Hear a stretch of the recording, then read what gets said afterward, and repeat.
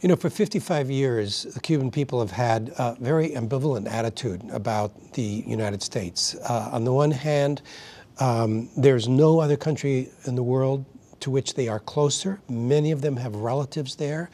They look to the United States for, in some cases, for inspiration.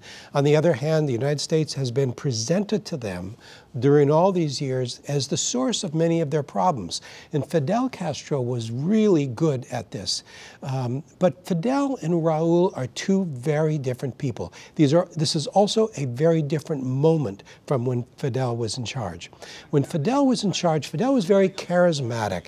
He was also very much a Cuban nationalist. He really appealed to sort of the Cuban sense of patriotism and, you know, any resentment that they had of the United States for the role, the very problematic role that the United States has played in Cuba's history. He was very good at leveraging that and exploiting that. Raul has never really been charismatic. He has never had that kind of emotional connection with the Cuban people. He has never even really tried to exploit that nationalist narrative. That's on one side. On the other side, that nationalist narrative has really lost its resonance. I mean, we're talking about something 50 years ago, especially for young people today. They just don't care about that old Cuban nationalism stuff and the, you know, independence struggle and all that. They are looking to have better lives right now.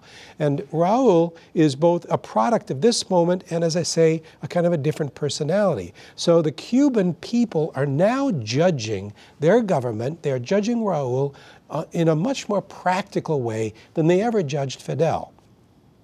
This is not a win-win situation for the United States and Cuba. The way I see it, one government or the other is actually going to lose out here. If you take the sort of stated goals of each government, what President Obama has said is that this new move of engagement by the United States will lead to more democracy, will lead to a more vibrant private sector in Cuba, will sort of break up the monopoly of the state because the United States is going to be supporting private producers.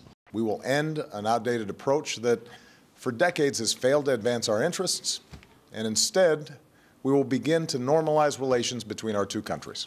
What Raul Castro says is that we did not abandon any of our principles, and this is going to allow us to update our socialist model. Well, both things can't happen. So if we take both presidents at their word, one of them is going to have to lose out. I think it's too soon to tell. On the other hand, I think there is also a risk for Raul Castro, because to the extent that the expectations of the Cuban people are raised by this, and by clinging to his old ideas about how to organize the economy, if those expectations are not met, people will be angry. Raul Castro has said he's going to step down in 2018.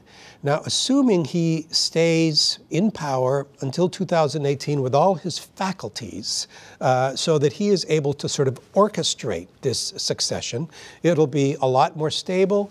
He'll be able to designate somebody as his successor. He'll be able to sort of put them more and more in leadership position, get the Cuban people and the rest of the world accustomed to thinking of this person as their new leader. On the other hand, if his health declines rapidly, for example, if he, for whatever reason, is not able to orchestrate this process, you could see a real free-for-all, because there are basically no institutions. There are no political parties that can sort of nominate their own candidate. I mean, there's really nothing like that in Cuba. So it would really be a vacuum of political change.